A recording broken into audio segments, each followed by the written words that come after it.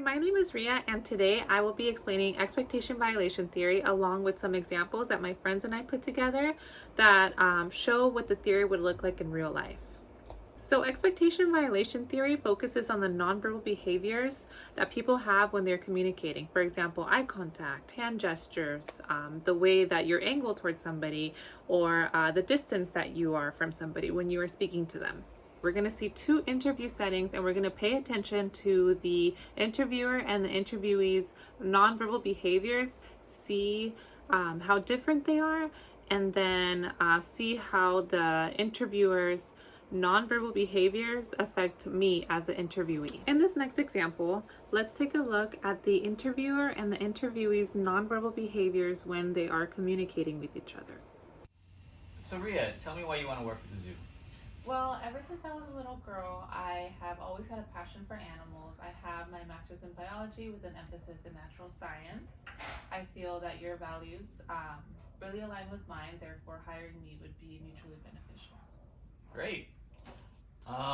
So what do you think makes for a good manager? Well, to me, a great manager is a leader. So if we paid attention to the interviewer's nonverbal cues, we can see that he was making frequent eye contact with the interviewee as they were speaking, and he was facing directly towards the interviewee.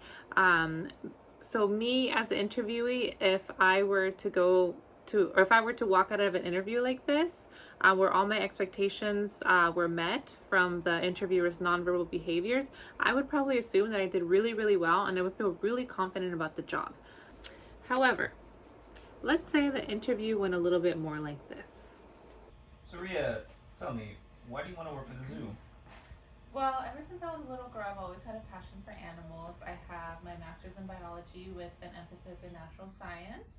I feel like my values completely align with yours, which means that hiring me would be Although beneficial. we were just role-playing, Great. the interviewer's nonverbal behavior started making me a little bit If you were nervous hired, what do because you I think started would to make not for a good feel manager? as confident about my interview as when I did when the interviewer's nonverbal behaviors met my expectations. So if we paid attention to this interview, we can notice that the nonverbal cues are completely different from the first interview. Although the interviewer is still communicating verbally with the interviewee, he's not really making any eye contact. He's kind of angled a different way. He has a speed up on the desk. It may not make me, as the interviewee, very confident about the job, and I may assume that I didn't do very well in the interview. This can be seen as a violation because the interviewer did not meet my expectations. However, sometimes these violations can be seen as rewarding depending on the situation. And this next example, Ria's at the bar with her friends and she really wants to meet a guy. Let's take a look at what happens when she walks into the bar with that goal in mind. Oh, I cannot wait to meet a guy tonight. I'm so excited. All right. Speaking of, tall, light, and handsome. At 6 o'clock. You look great. You look great. Hey, Hi. you like fireworks? Yeah. So how's your night going? In that example, Ria expresses to her friends when she gets into the bar that she really wants to meet somebody that night. Her goal there is to meet somebody.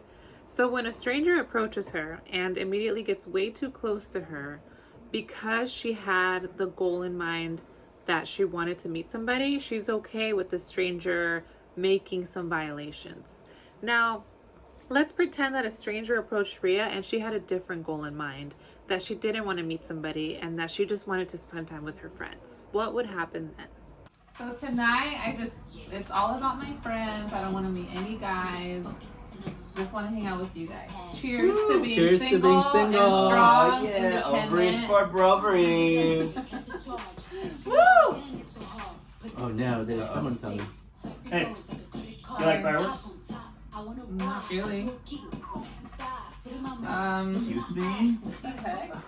So as you can see, because Rhea had a different goal in mind, because she didn't want to meet somebody that night, when a stranger approached her and automatically got way too close to her, she felt really uncomfortable. She saw this as a violation because she did not find this interaction rewarding.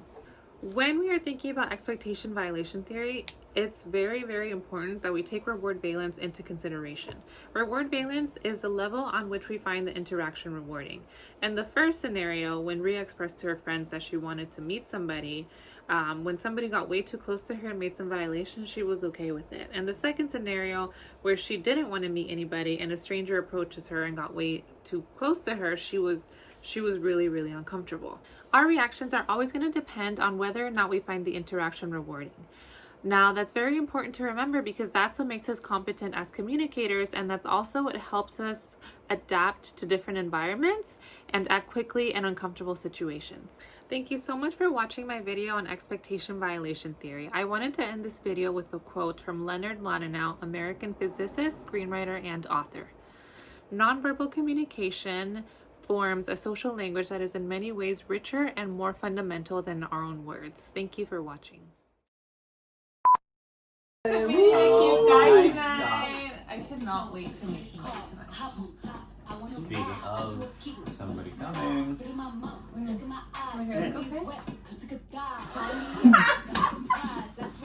Smooth. Buttery smooth. So smooth. So smooth.